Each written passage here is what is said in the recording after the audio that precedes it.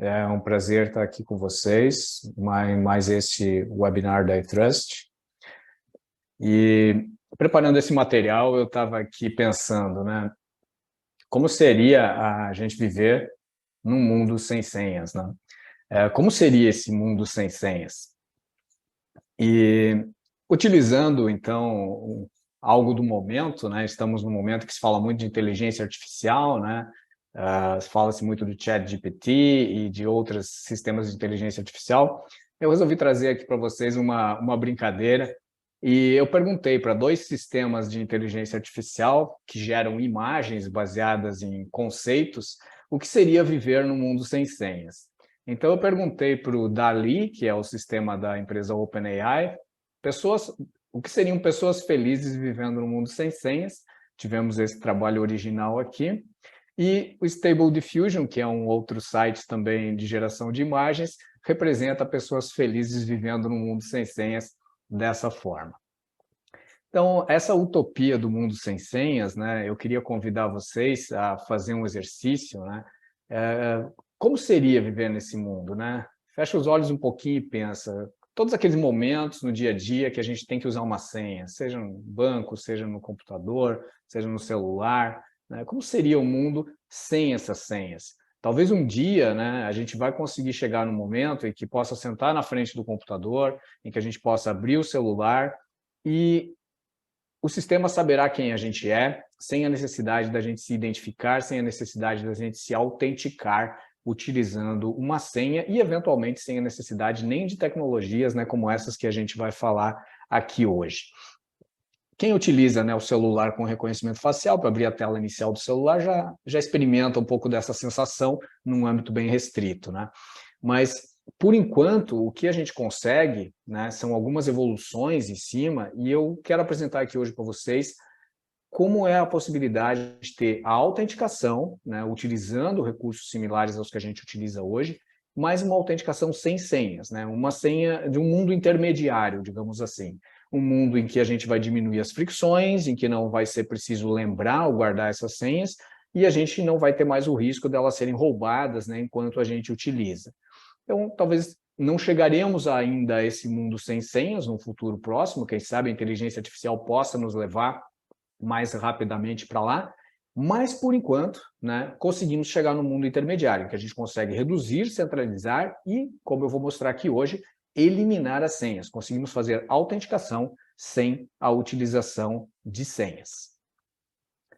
E você poderia me perguntar, mas eu achava que eu já tinha isso, né? Eu navego no meu browser, acesso o meu sistema na nuvem, coloquei a senha semana passada e ele me reconhece, permite que eu acesse, né? Acesso o website, acesso o aplicativo, algumas vezes no celular, eu não preciso entrar com a senha, o aplicativo já me reconhece também, né? Abro o meu celular, como eu citei, ele já me reconhece. Se eu já não tenho um pouco desse mundo sem senhas, verdade, algumas dessas funcionalidades, elas estão disponíveis, já estão sendo utilizadas, mas algumas vezes elas sacrificam a segurança pela conveniência.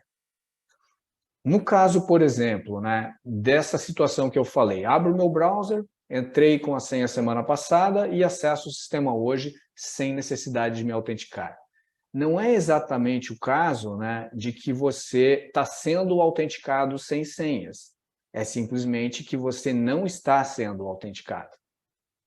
E a técnica mais comum hoje, né, utilizada para fazer isso, eu peguei aqui um exemplo de uma tela de login do WordPress, que é um software utilizado por bilhões de pessoas no mundo, e aqui a gente vê a opção lembrar de mim, lembrar-me, né, lembrar da minha sessão, lembrar do meu login.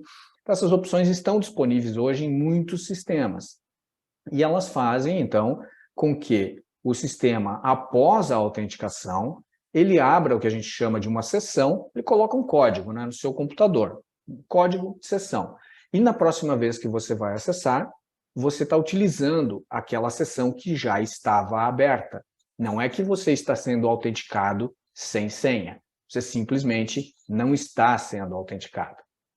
E uma vez que você não está sendo autenticado, existem vulnerabilidades importantes, né, que a gente precisa lembrar e que nós que atuamos com segurança de informação e buscamos a conveniência do usuário junto com a segurança, precisamos aqui também alertar, né, das vantagens e desvantagens. Essa técnica utilizada muito comumente, ela possui uma vulnerabilidade para ataques bem conhecidos, né? O termo técnico desse ataque é o sequestro de sessão, e o sequestro de sessão muitas vezes é feito com o auxílio da engenharia social, né? Do 171. O sequestro de sessão, ele é feito pela indução da pessoa utilizar um programa no seu computador, né? Um programa malware, e esse malware captura esses códigos de sessão dentro do computador e envia para alguém que vai fazer o uso dessa sessão num sistema em nuvem. Eu vou deixar aqui, a título de ilustração, um evento que aconteceu há poucos dias atrás. Um canal de YouTube de tecnologia com mais de 15 milhões de assinantes simplesmente desapareceu do YouTube. Então, nesse vídeo que está aqui, é um vídeo do PC Security Channel, um canal especializado em segurança, que mostra exatamente como isso foi feito. Isso foi feito através de um arquivo que parecia ser um PDF. Alguém dentro da empresa abriu esse PDF, os códigos de sessão foram capturados, enviados para o atacante e, alguns dias depois, algumas horas depois, eu não sei os detalhes, primeiro adulteraram os vídeos do canal e depois removeram completamente todos os dados do canal do YouTube. Isso é muito utilizado também para a introdução de ransomware, né, sequestro de dados. Então, primeiro se faz um sequestro de sessão, depois se utiliza isso para fazer um sequestro de dados. E há evidências de que alguns dos ataques feitos no ano passado aqui no Brasil utilizaram essa técnica. É uma técnica muito comum. Quem assistiu o vídeo vai ver, existe um malware chamado Redline, que é vendido especificamente para fazer isso. E ficamos, então, com a realidade que a gente tem hoje, né? Senhas, muitas senhas e mais senhas. Provavelmente muitos de vocês aqui utilizam cofre de senhas, eu utilizo, né, tanto corporativamente como pessoalmente, e precisamos, né, utilizar, porque senão é impossível.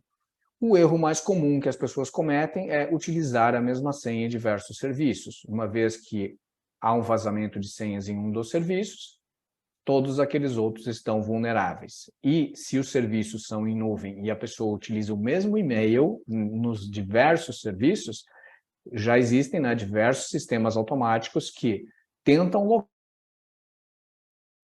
que vazou junto com a senha que vazou. Então, essas vulnerabilidades elas são muito importantes, né, porque elas fazem parte da nossa realidade hoje, e precisamos estar atentos. E aí vocês, né, tanto na vida pessoal quanto na vida corporativa, seguramente estão cansados de ficar trocando senha, colocando senha forte, e aí política de senha com caractere especial, política de senha com maiúscula, minúscula, caractere especial, 15 caracteres, ou seja, imagine, vamos voltar lá no começo, imagina aquele mundo sem senhas, né? Seria bem mais simples, bem mais fácil. Trazendo, então, de uma forma resumida, as dores e os riscos, né? Poderia falar muito mais sobre isso, mas vamos falar sobre esses aqui. Os transtornos para os usuários. Usuários podemos ser nós mesmos, né, que administramos, né, temos gerentes de TI aqui, analistas de TI, analistas de segurança. Nós mesmos também somos usuários, nós mesmos nos colocamos nessa situação. Nós temos que guardar a senha, usar cofre de senha, temos que memorizar senhas, e precisamos ficar digitando senhas. Quem aqui não erra a senha, né? Uma vez por dia, algumas vezes por semana, tem que digitar novamente, volta, usou a senha de um lugar em outro. E aí entra também os custos de suporte para as empresas. Os custos de suporte com o famoso esqueci minha senha. O usuário, depois de algum tempo, esquece a senha, volta de férias, não lembra, ou de alguma forma bloqueia a conta, precisa desbloquear essa conta porque tem aquele controle, errou a senha X vezes, bloqueia a conta. Então, são todos custos associados à utilização das senhas. E, além disso, né, durante a utilização ou durante a guarda dessas senhas, elas ainda podem ser roubadas, né? Elas podem ser roubadas em trânsito, dentro da comunicação que é feita entre o dispositivo do usuário e o serviço, pode ser roubadas mesmo usando um cofre de senhas, né? Tivemos casos já de cofres de senha em nuvem que tiveram vazamentos, né? E também podem ser furtadas e roubadas mediante vazamentos, né? Teve um caso famoso do Facebook, que estavam fazendo uma manutenção, colocaram lá um registro, né, que guardava a senha num arquivo de registros, e depois esse arquivo acabou vazando, e vazaram, né, milhares de senhas, de uma forma que nunca deveriam ter vazado, né, porque a senha não deve ser armazenada de uma forma que possa ser lida.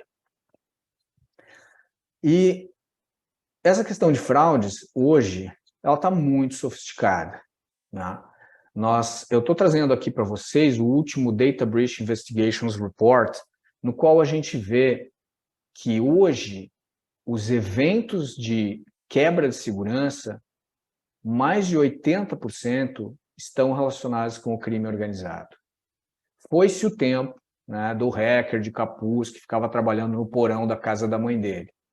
Hoje, as fraudes são cometidas por crime organizado com motivação financeira, em mais de 70% dos casos, tá? E mais de 60% dessas violações de segurança envolvem credenciais. Então, o que são credenciais? Credenciais são senhas, basicamente. Então, aqui a gente tem com 3 indicadores deste relatório, que é baseado em ocorrências concretas de violações de segurança, a gente tem uma sequência muito fácil para entender o cenário de risco que nós temos hoje com a utilização de senhas. E isso nos leva a buscar controles adicionais. Então, para que eu tenha uma senha com segurança hoje, eu preciso ter um segundo fator de autenticação. Muitas vezes eu preciso ter múltiplos fatores de autenticação. E em alguns casos, como por exemplo, sistemas de home banking, eu preciso ter o que se chama de autenticação adaptativa. O segundo fator de autenticação, e aqui eu quero fazer um parênteses para todos que estão aqui no webinar hoje. Se você utiliza um sistema de e-mail na internet, tipo Hotmail, Gmail, Outlook.com, e você ainda não habilitou o segundo fator de autenticação, antes de terminar o webinar, por favor, faça isso. O segundo fator de autenticação hoje é a única forma de você utilizar um serviço em nuvem de forma segura. Ele pode não ser totalmente seguro, mas ele vai para uma nova categoria de segurança do que simplesmente o uso da senha. Mas todos esses controles adicionais também trazem, né, mais fricção. O segundo fator de autenticação ele pode ser 6 dígitos, que eu tenho que digitar depois da senha. Um múltiplo fator de autenticação pode envolver um SMS, que eu recebo também com um código, um número que eu tenho que digitar para provar que sou eu mesmo.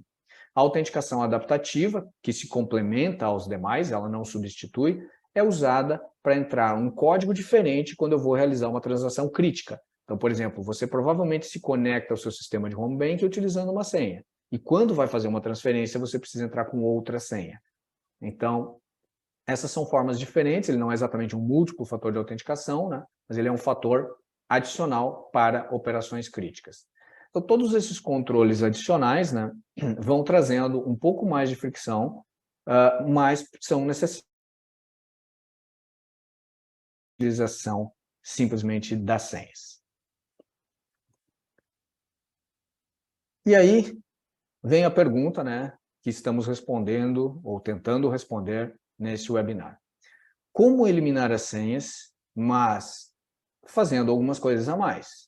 Simplificando a experiência do usuário, com segurança, e estamos aqui numa sessão de negócios, né, dentro do meu orçamento. Né? Estamos pensando aqui em soluções para empresas, soluções corporativas. Nós aqui temos um exemplo, né, de uma oportunidade em que a gente consegue ampliar a segurança, ou pelo menos manter o mesmo nível de segurança, mas normalmente ampliar, melhorando a experiência do usuário e, seguramente, dentro do orçamento das empresas. Como fazer isso, né? Hoje em dia, o uso do smartphone é praticamente 100% das pessoas, né, estão com o smartphone na mão, o smartphone no bolso, né, ou na bolsa, e têm condições de fazer esse uso. Tanto pessoas físicas que compram online, tanto funcionários que trabalham numa empresa. Então, a ideia de eliminação de senhas, né, que está se trazendo é utilizar esse dispositivo, né, que é mais potente do que um computador que levou o homem à Lua há 50 anos atrás, mas utilizar esse dispositivo de forma a que ele se transforme num dispositivo autenticador e que permita, através da segurança embutida dentro do aparelho, aumentar o nível de segurança na autenticação, mesmo não utilizando senhas. E como isso é feito? Isso é feito utilizando pelo menos 2 fatores de autenticação, que são a biometria do aparelho e chaves criptográficas. A biometria do próprio aparelho garante um fator, né, baseado seja no reconhecimento facial, seja no reconhecimento digital, ou outra forma que o próprio aparelho já traz nativo, com a combinação com chaves criptográficas no padrão de chave pública, chave privada, que nunca saem do aparelho, garantem a segurança dessa autenticação. E a conveniência? A conveniência vem porque, uma vez que o usuário está utilizando o aparelho celular para fazer essa autenticação, ele vai utilizar os 2 fatores de autenticação de forma totalmente transparente, né? E falo aqui 2 fatores no mínimo, podem haver outros fatores também, caso isso se deseje. Com os fatores de autenticação transparentes, o usuário não precisa digitar mais 6 números, não precisa mais digitar um código, não precisa esperar receber um SMS. Isso garante uma experiência sem fricção para o usuário final, o que pode ser um fator muito importante quando está lidando, por exemplo, com o consumidor final. De forma que o consumidor final pode se autenticar com total segurança, simplesmente utilizando o aparelho celular.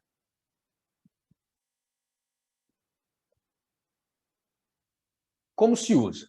Como é que o usuário final vai fazer o uso da autenticação sem senha? Então, eu trago aqui 3 passos muito simples em que o usuário se identifica no site. Aqui estamos vendo, né, um site qualquer, poderia ser um site de e-commerce, poderia ser um site de e-mail, poderia ser um site de um CRM, um ERP na nuvem. O usuário se identifica no site, o site vai fazer o acionamento no celular da pessoa, então virá uma notificação, e simplesmente, aqui utilizando o aplicativo Mata-Senha da iTrust, eu simplesmente autorizo esse acesso utilizando a criptografia de chave pública e chave privada, e para que eu consiga abrir essa tela que está aparecendo aqui do aplicativo, eu já tive que fazer o uso da biometria, né, que foi exigida para que eu chegasse nesta tela.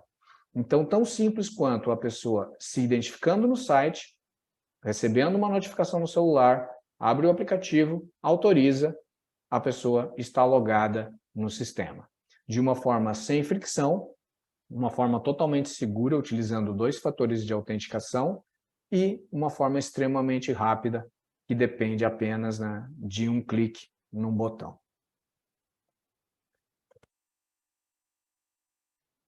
E como implantar a autenticação sem senha? Bom, a autenticação sem senha, tipicamente, pode ser integrada com qualquer aplicativo de software, né? Qualquer aplicativo ou sistema que possua compatibilidade com esses protocolos, e hoje em dia todas as linguagens de programação possuem compatibilidade com esses protocolos que estão colocados aqui, podem se integrar numa autenticação sem senha. Então, são protocolos padrões de mercado, alguns definidos por RFC, outros definidos através de associações do mercado, como o Open Authentication, né? OpenID Connect, ou IDC, o protocolo SAML, que é mais antigo e mais conhecido, e o Java Web Token, ou JWT, que é o mais utilizado em aplicações leves com aplicações móveis. Outra alternativa de implantação é a integração com o Single Sign-On. Esse exemplo, inclusive, que eu dei ali das telas, já temos um sistema integrado com o Single Sign-On. Então, além de eu ter a autenticação sem senha, eu consigo depois navegar de uma aplicação para outra sem precisar me identificar novamente, porque o Single Sign-On vai tomar conta da identificação e da autenticação entre as aplicações. Bom, se você tiver interesse em implantar autenticação sem senha, né, por favor, a iTrust trabalha especificamente com esse assunto, gestão de identidades, Single Sign-On, autenticação sem senha. Converse com o nosso time de especialistas, com certeza a gente vai ter uma solução para você. Também temos muito material no nosso site, nosso blog, falando sobre essas tecnologias. Lá você deve encontrar informação sobre gestão de identidades, Single Sign-On, autenticação sem senha, segregação de funções, outros assuntos de segurança relacionados à gestão de identidades e acessos. O nosso webinar de hoje é um webinar de um assunto específico, então nós fazemos ele mais curto normalmente do que os demais webinars, mas queremos abrir agora para perguntas e respostas, né? Porque sabemos que é uma nova tecnologia, muitas perguntas podem estar na cabeça de vocês, e entendemos também que a parte mais rica da nossa interação é esta, né? Explanado o conceito, apresentado para vocês, vamos agora ver quais são as perguntas que temos e vou tentar responder a todas. Muito obrigado.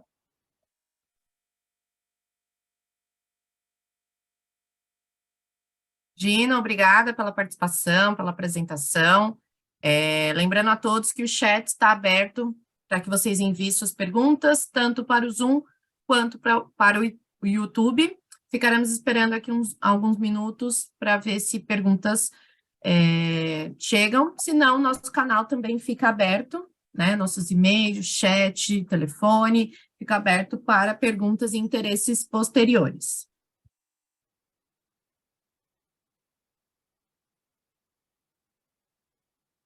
Oi, Dino, é o Carlos aqui que está falando. Eu tenho uma pergunta aqui, na verdade, tenho 3 perguntas aqui para te fazer. São assuntos que você já passou ali no decorrer do webinar, mas eu queria que você explanasse um pouquinho mais. Começando ali, qual que é a diferença, vamos falar um pouquinho mais da diferença entre a autenticação sem senha e múltiplos fatores de autenticação. Pode explanar um pouquinho mais para a gente, por favor? Claro. Não, obrigado, Carlos. Realmente essa é algo que, inclusive nas reuniões de especialistas, né, a gente debate essa questão, né? Mas porque ao primeiro momento a autenticação sem senha da forma como é apresentada, ela pode parecer mais um fator de autenticação. A diferença principal é que o segundo fator ou múltiplo fator, ele tipicamente utiliza a senha mais um fator ou mais múltiplos fatores. Então, o objetivo do segundo fator ou do múltiplo fator não é eliminar a senha, mas é oferecer um nível de segurança adicional à senha, de forma que, complementando as duas, a gente tenha um nível alto de segurança. E a autenticação sem senha, como é implementada pelo mata-senha da iTrust, ela já integra 2 fatores de autenticação. Por isso, ela é equivalente a uma autenticação senha mais segundo fator, né? E ela permite que você faça a autenticação completamente sem a utilização da senha.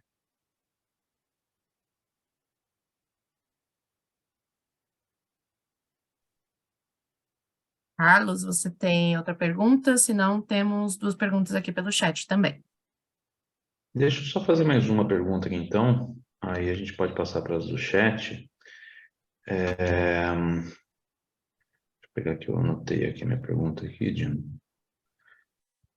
Eu queria saber, nessa parte de vantagens, né, da autenticação sem senha, o que você elencaria como as principais vantagens de a gente implantar a autenticação sem senha no nosso ambiente corporativo? Claro. Eu sempre vejo, Carlos, que as vantagens elas são um pouco diferentes, né, quando a gente olha o cenário da empresa A, da empresa B ou da empresa C. Os nossos clientes, né, eles trazem demandas diferentes e alguns dos benefícios que a gente oferece vão ser vantagens para um, mas para o outro, talvez um outro benefício seja mais uma vantagem. Então, eu vou falar mais da minha opinião, até, em geral, do que de um caso específico, mas o meu entendimento, eu vejo, são 2 principais vantagens, que até comentei, mas eu digo da minha experiência como usuário, né, como utilizador dessa tecnologia. Para mim, a principal vantagem é a experiência do usuário. tá? Eu sei que estamos aqui com muitas pessoas de segurança, analistas, gestores, né? Mas, para mim, a principal vantagem é a experiência do usuário. O fato da gente eliminar essa fricção é uma satisfação quando, com segurança, a gente consegue fazer isso, né? E a segunda vantagem é a segurança, né? O uso do autenticador dispositivo com o celular, usando chave criptográfica, usando a biometria do celular, para mim, a segurança é um fator muito importante, porque não vai mais expor a senha a diversas das vulnerabilidades que essa senha passa durante a sua utilização no dia a dia, e aí volta, né, para o ponto anterior. E vai melhorar de novo a experiência do usuário, porque aí ele não precisa ficar trocando essa senha toda hora, né? Pode colocar uma senha que ele não precisa nem lembrar, porque ele não vai usar mesmo no dia a dia. E também não é necessário eliminar a senha no processo. A gente está eliminando a senha na autenticação. A senha pode continuar sendo usada, se assim desejar, para outro tipo de autenticação, para algum sistema legado que não suporta, né? Então, eu vejo essas duas principais vantagens: a experiência do usuário e o aumento automático da segurança sem exigir nada do usuário final.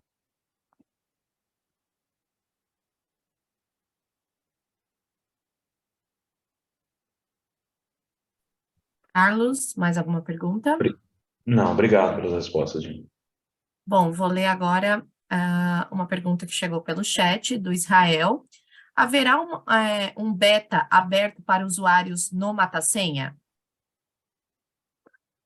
Sim, nós já estamos há bastante tempo com isso aberto. É só entrar em contato com o seu executivo de contas, se por acaso, Israel, você for um cliente, e demandar, né, analisar a utilização.